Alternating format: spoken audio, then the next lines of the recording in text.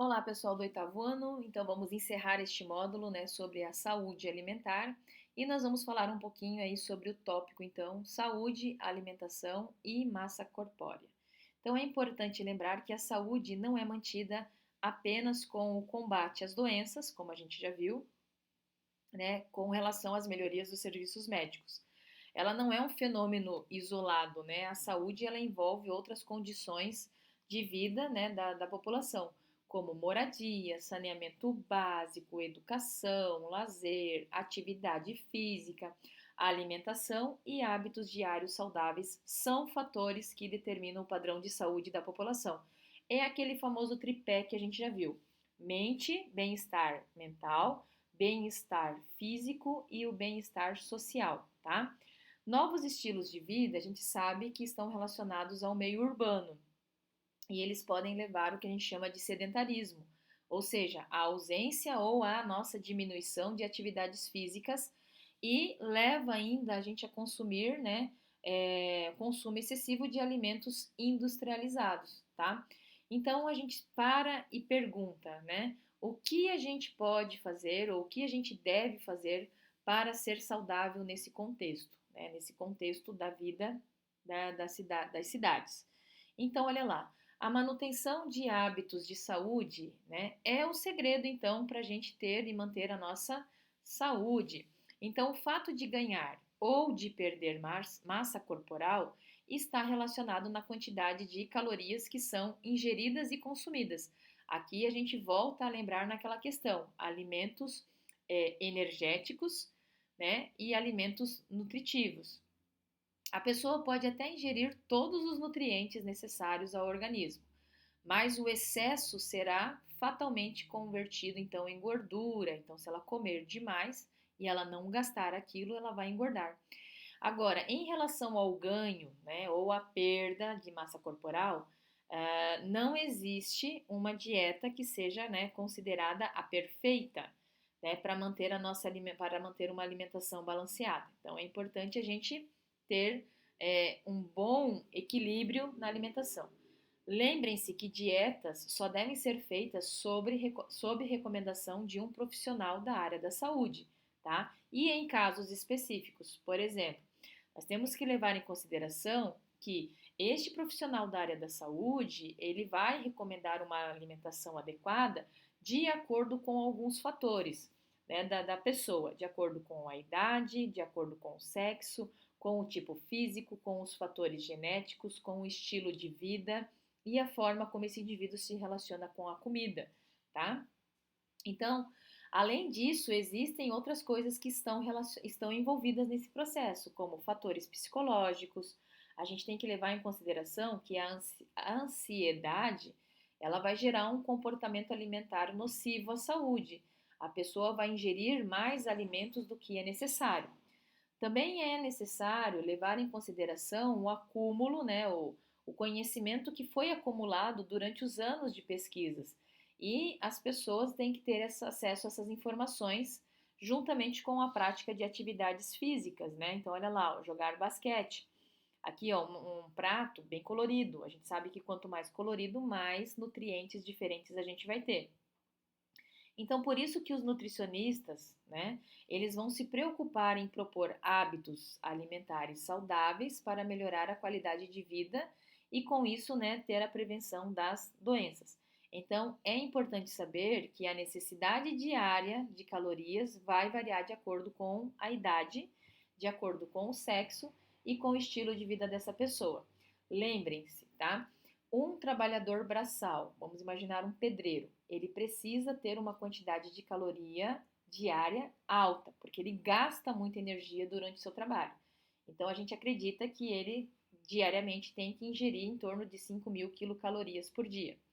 Agora, uma pessoa, né, que tem aí uma atividade, uma atividade que seja trabalhador, por exemplo, desculpa, que seja ali um funcionário de banco, né, um caixa de banco, que fica ali sentado o dia inteiro, ele tem um gasto de energia menor do que um pedreiro, tá? Então, o consumo diário tem que ser menor, em torno de 2.500 calorias por dia, tá? Agora, levem em consideração que o mínimo do mínimo que a gente tem que consumir diariamente para a gente manter as nossas atividades vitais é em torno de 1.500 calorias. Isso aqui é chamado de metabolismo basal ou metabolismo básico, tá? Então, de forma simplificada, tá? Caloria é a quantidade de energia que o corpo pode obter pela ingestão de alimentos, independente, né, se estão relacionados aos nutrientes essenciais ou não, tá? Então, a gente tem que lembrar que quanto mais energético, maior é a caloria. Quanto menos energético, menor é a caloria. Então, olha lá, certos alimentos podem ter muitas calorias, mas não ter nutrientes para o nosso organismo, que é o exemplo do açúcar, né? O açúcar que a gente come nos doces é altamente calórico, mas contém poucos nutrientes. Aqui eu vou abordar com vocês rapidamente caloria, porque não é a intenção nossa de trabalhar a caloria no sentido que vocês estão vendo na física, tá? Então, esse conceito estudado na física não é nutriente. E se a questão é a manutenção ou a perda de massa corporal, não adianta passar fome aí para controlar a quantidade de calorias. O importante é a gente ter calorias suficientes para a manutenção do nosso corpo e alimentos nutrientes com nutrientes importantes, né, e saudáveis. Então, lá, é preciso pensar também nos nutrientes consumidos, sempre com a orientação então de um nutricionista ou, né, de um médico nutrólogo, né, como a gente chama. Mas olha lá, qual é o conceito de caloria que vocês estão vendo lá na física? Caloria é a unidade usual de medida de calor energético do alimento ou da atividade física. De forma geral, uma caloria, ou seja, um cal, corresponde à energia necessária para variar a temperatura de 1 grama de água pura em 1 grau Celsius. Então, esse conceito eu não vou entrar com vocês porque isso é física, tá? Mas a parte nutricional ela é importante, né?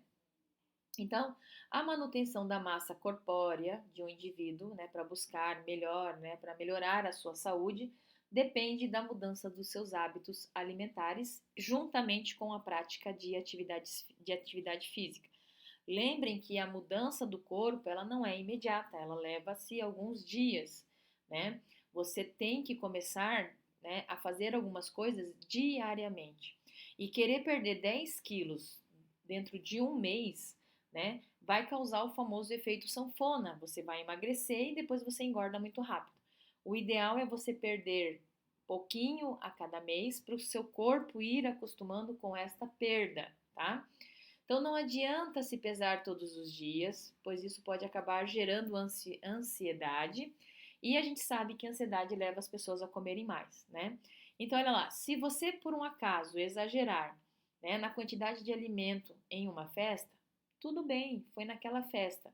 O importante é que nos próximos dias é você voltar para aquela sua rotina diária de um bom hábito alimentar, tá? Então não se preocupe que isso acontece mesmo. Até porque em festas a gente vai comer coisas que a gente não come todos os dias ou quando come lá, né, de vez em quando. E aí a gente tem então o papel da atividade física, né?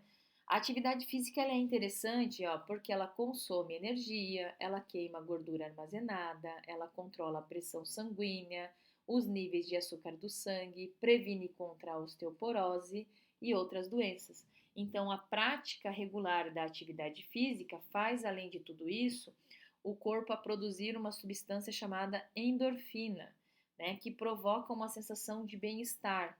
E aí ela ajuda a diminuir a ansiedade, né? E assim aquela vontade exagerada de comer, tá? Então por isso que a atividade física ela é bacana. Nós temos aqui o tópico do índice de massa corpórea, mas olha lá. Para avaliar a massa corpórea de um indivíduo, há vários métodos, como o índice, existe a medida de dobras cutâneas, como esta que aparece na imagem, e uma outra conhecida como bioimpedância, tá? Então lembrem-se, o IMC ele é um parâmetro, tá? E ele está relacionado com o peso ideal, só que de acordo com a altura da pessoa. O IMC relaciona a divisão da massa corpórea em quilogramas, né? E aí você tem essa formulazinha aqui para calcular. Você pega primeiro a sua altura, multiplica a sua altura pela sua altura, guarda-se esse resultado, tá? Por exemplo, se eu tenho 1,70, eu multiplico 1,70, 1,70 vezes 1,70, eu gero um resultado. Esse resultado eu vou guardar, porque eu vou pegar o meu peso que eu tenho e vou dividir por esse resultado que eu acabei de encontrar. Então, é sempre o peso pelo resultado dessa multiplicação. Se fizer ao contrário, o resultado não dá igual, tá? E nessa conta aqui, vai dar um valor que a gente vai analisar numa tabela de referência, tá? Então, isso que acontece, a gente já vai ver um exemplo da tabela. Aí nós temos a medida de dobra cutânea, que é essa que aparece na imagem. Ela é feita com esse instrumento chamado, então, adipômetro, né? E o médico, o nutricionista, sabe bem aonde ele deve pegar essas dobrinhas de gordura no nosso corpo. E por último, né, aquilo que a gente já comentou aqui, ó, a bioimpedância é um procedimento realizado a partir da passagem de pequenas correntes elétricas pelo corpo e que fornecem, além do IMC, vão ainda, né, a quantidade aproximada de massa magra, que é o quê? A quantidade de músculo, né? E a massa gorda, que é aquela parte de gordura. Então, quando a gente vai quando a gente começa a fazer uma atividade física, a gente transforma a massa gorda, que é a gordura, em massa magra, que são os músculos. E aqui, então, na sequência, a gente vai trabalhar essa formulazinha com um exemplo. Eu tenho um exemplo de uma pessoa que tem 60 quilos e tem 1,70 de altura. Então, eu multiplico 1,70 vezes 1,70 e o resultado disso aqui, né, eu vou pegar então agora a minha massa dividido pelo resultado dessa multiplicação e chega-se a um valor de 21 kg por metros quadrados.